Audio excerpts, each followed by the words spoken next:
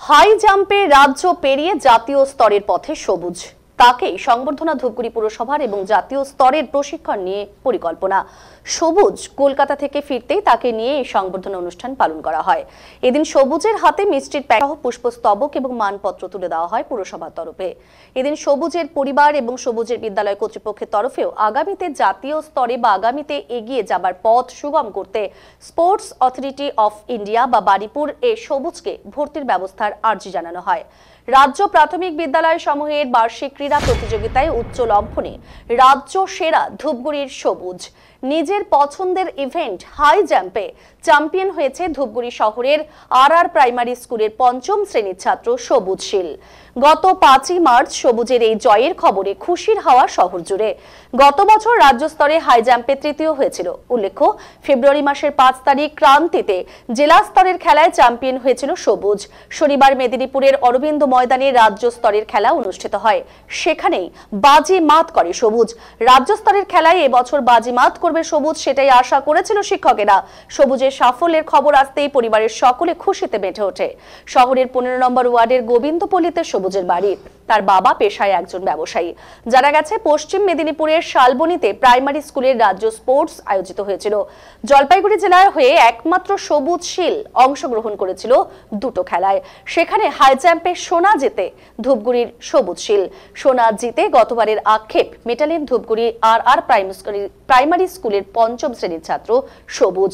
তবে সামান্য ব্যবধানের জন্য 100 মিটার দৌড়ে পদক পায়নি সবুজ শীল।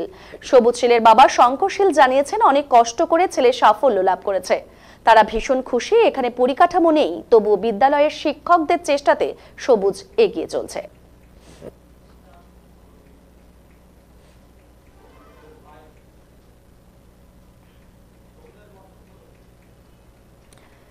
এ বিষয়ে কি জানিয়েছেন জয়ী সবুজ শীল, শুনুন। এক বছর থেকে কন্টিনিউ করে যাচ্ছে। হ্যাঁ। কেমন লাগছে এখন? ভালো লাগছে। কি করবে আগামীতে? আগামীতে আমি চাই যে জাতীয় স্তরে খেলতে যাই। জাতীয় স্তরে কোথায় খেলতে গিয়েছো এবং কি খেলায় ফার্স্ট হয়েছো? আমি হাই জাম্পে ফার্স্ট হয়েছি, মেদিনীপুর খেলতে গিয়েছি। এখন এই যে আগামীতে জাতীয় স্তরে খেলতে চাইছো, সেটার জন্য তো একটা প্রশিক্ষণের প্রয়োজন। হ্যাঁ। কোথায় প্রশিক্ষণ নেবে, কি চিন্তা ভাবনা করছো বা কি ভাবছো, সেটা কিভাবে করবে?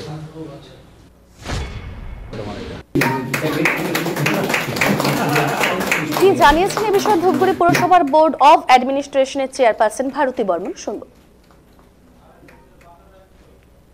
আগামী দিনে সবুজ যে কোনো দিনের সরকারি সুযোগ সুবিধা পায়, সেটা আমরা পৌরসভার পক্ষ থেকে অবশ্যই দেখব। এবং সবুজ আগামী দিনে আরও যেন ভালো খেলে, সেই বিষয়ে আমরা পৌরসভা থেকে যে কোনো একটা আলোচনা করে যাতে কোনো প্রশিক্ষণ দেওয়া যায়, সেটা আমরা আলোচনার মাধ্যমে দেখব। সবুজের পরিবার থেকে এবং স্কুল কর্তৃপক্ষের তরফ থেকে একটা দাবি যে সবুজকে আগামীতে স্পোর্টস অথরিটি অফ ইন্ডিয়া অথবা বাণীপুর সেই সমস্ত জায়গায় ভর্তির একটা উদ্যোগ পুরসভার তরফ থেকে নেওয়ার জন্য। সেটা আমরা অবশ্যই নিই। এটা একটা খুব ভালো, এরকম জায়গা থেকে মানে আমাদের পৌরসভা এলাকার মধ্যে আরও অনেক জায়গা থেকে গেছে, কিন্তু পৌরসভার মধ্যে এরকম খেলার এখন দেখাই যায় না। এখন তো বেশিরভাগ ছেলে মোবাইল নিয়েই ব্যস্ত থাকে। তার মধ্যে থেকে সবুজ যে আজকে এই জায়গায় উঠে এসছে, এটা আমাদের মানে ধূপগুড়ির জন্য একটা ভালো। আগামী দিনে কি জানিয়েছেন এ বিষয়ে সবুজ শীলের বাবা, তাও শুনবো। অনেক আনন্দ লাগছে এবং আশা করি যাতে নাকি ভগবানের আশীর্বাদে যাতে নাকি ও মানে ইন্ডিয়ার হয়ে খেলতে পারে কোনোদিন, এটাই আশা করি। আচ্ছা, সাহায্য করেন মানে? আমরা মল্লিকপাড়া রানা স্যার আছে ওই স্কুলে, ওনার কাছে প্র্যাকটিস করছি। রানা স্যারই মানে বেশি বেশি।